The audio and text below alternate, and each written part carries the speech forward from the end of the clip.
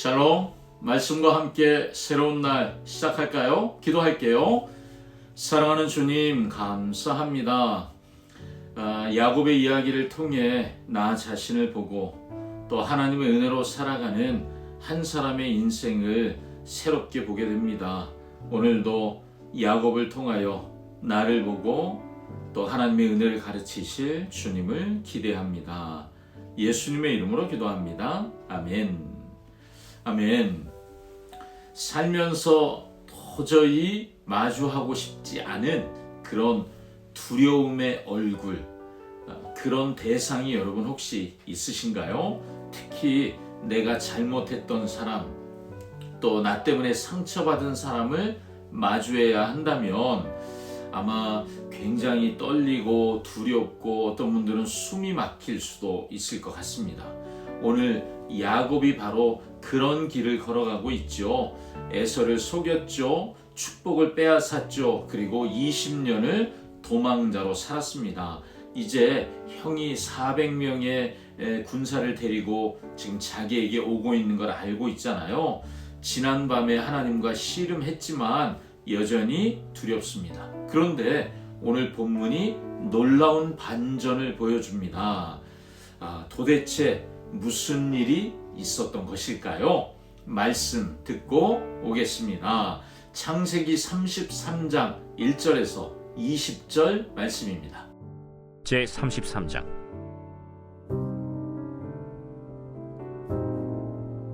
야곱이 눈을 들어보니 에서가 400명의 장정을 거느리고 오고 있는지라. 그의 자식들을 나누어 레아와 라헬과 두 여종에게 맡기고 여종들과 그들의 자식들은 앞에 두고 레아와 그의 자식들은 다음에 두고 라헬과 요셉은 뒤에 두고 자기는 그들 앞에서 나아가되 몸을 7번 땅에 굽히며 그의 형 에서에게 가까이 가니 에서가 달려와서 그를 맞이하여 안고 목을 어긋맞추어 그와 입맞추고 서로 우니라. 에서가 눈을 들어 여인들과 자식들을 보고 묻되 너와 함께한 이들은 누구냐? 하나님이 주의 종에게 은혜로 주신 자식들이니이다.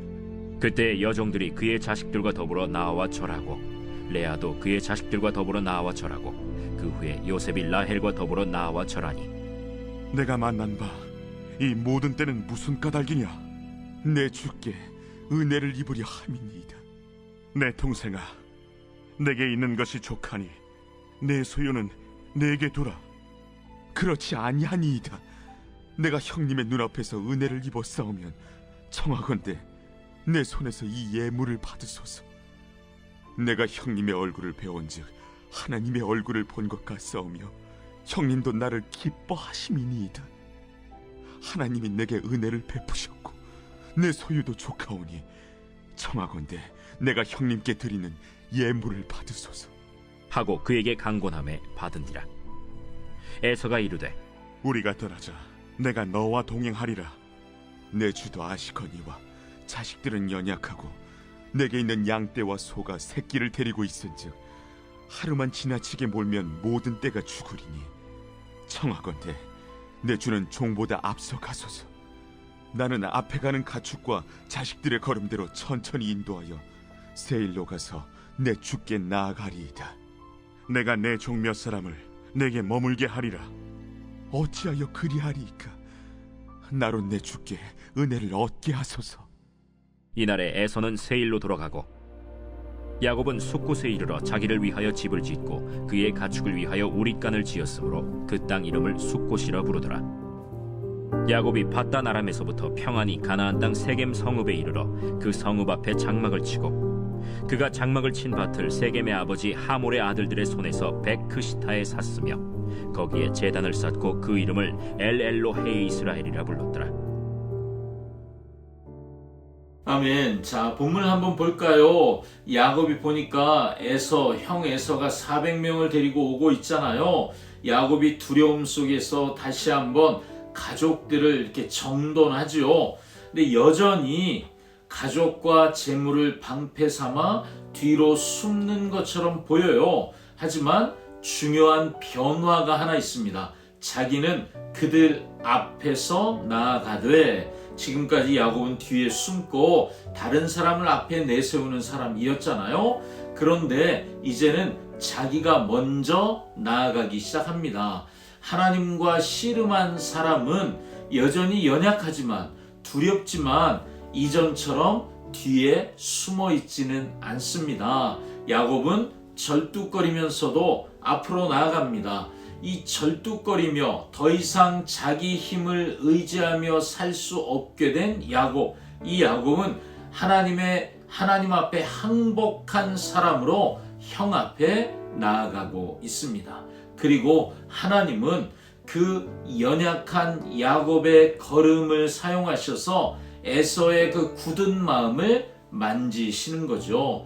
자, 서로 맞닥뜨리는 이 긴장되는 순간 에서가 야곱을 향해 달려와 안고 목을 어긋 맞추고 입 맞추고 함께 울었다고 본문이 말합니다.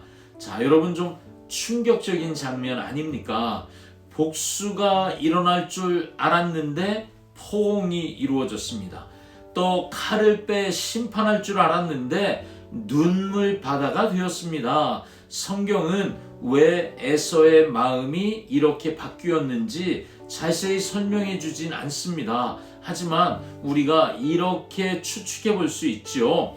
야복 강변에서 야곱을 붙드셨던 하나님, 그 하나님이 이미 에서의 마음도 만지고 계셨구나 하는 것을 우리가 생각해 볼 수 있죠. 그리고 야곱이 이런 고백을 하잖아요.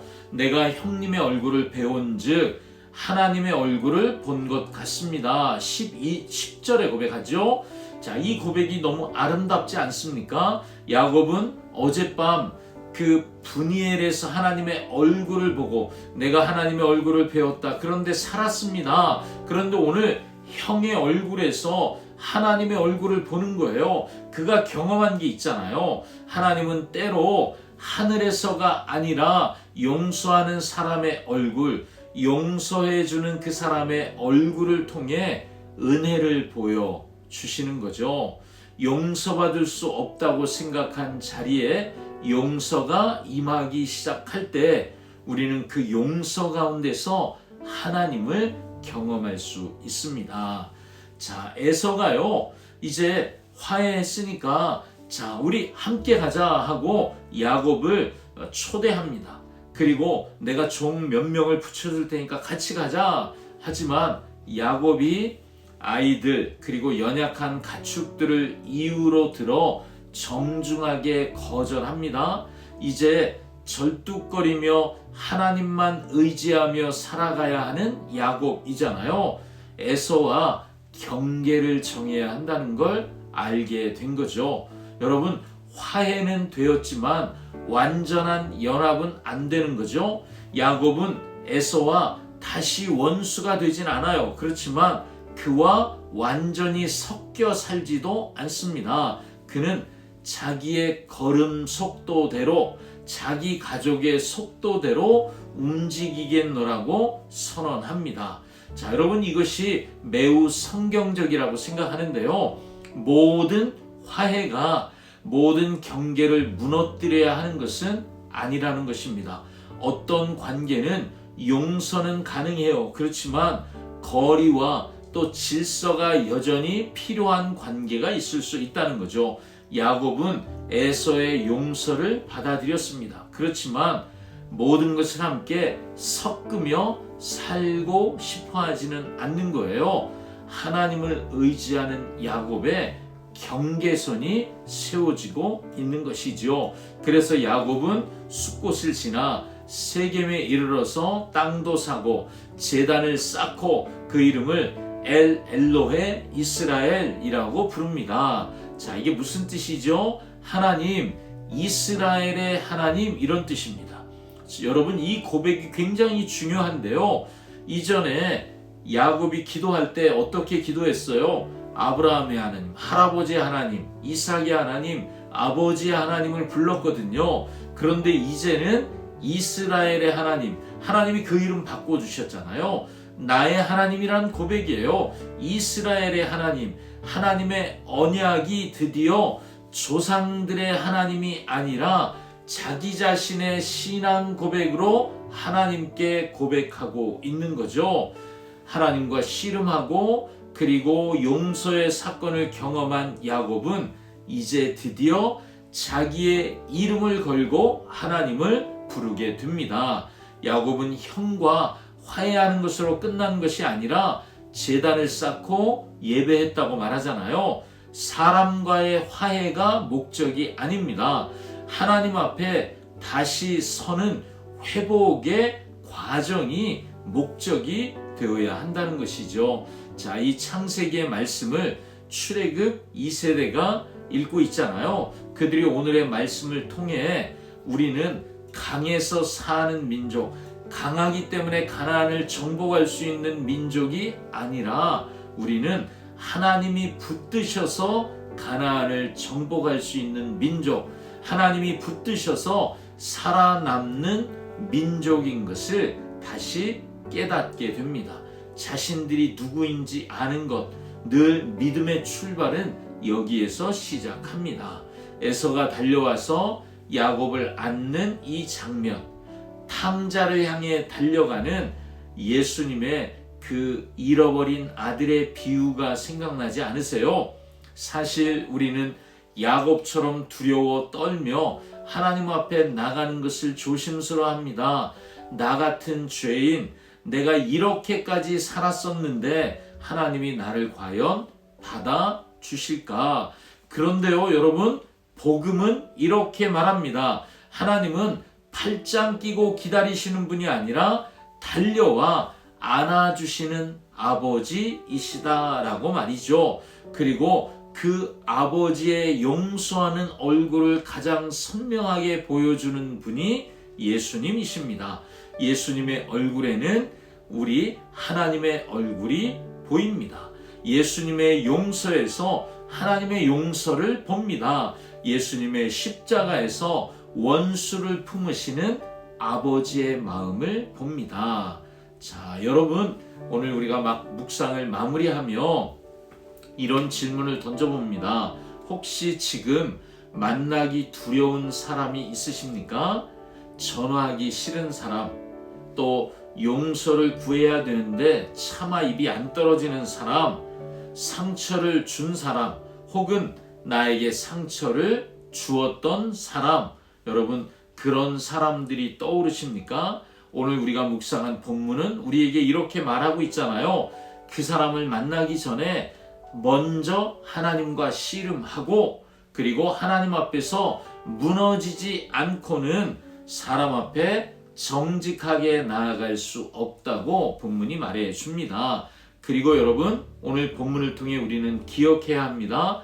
내가 두려워하는, 내가 만나고 싶지 않아 두려워하는 그 얼굴 너머에 하나님이 이미 먼저 일하고 계실 수 있다는 거죠.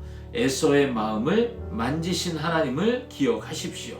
하나님은 우리가 예상하지 못한 방식으로 관계를 회복시키실 것이고 화평을 열어가실 줄 믿습니다. 기도하겠습니다. 사랑하는 주님, 야곱과 에서 사이에 개입하셔서 원수 같던 형제의 얼굴에서 하나님의 은혜를 보게 하시는 주님이심을 깨닫게 해주시니 감사합니다. 우리도 야곱처럼 두려움 때문에 사람을 피하고 여전히 계산하며 숨으려고 할 때가 많습니다. 먼저 하나님 앞에서 씨름하게 하시고 그 은혜를 힘입어 사람 앞에서도 정직하게 용서를 구하고 또 겸손하게 나아갈 수 있도록 인도해 주시옵소서. 주님, 우리가 만나는 사람들의 얼굴에서 하나님의 얼굴, 그 은혜를 보길 원합니다. 또 내 얼굴에 하나님의 은혜가 보이기를 원합니다. 예수님의 이름으로 기도합니다. 아멘. 아멘. 오늘도 주님과 함께 행복하십시오. 샬롬.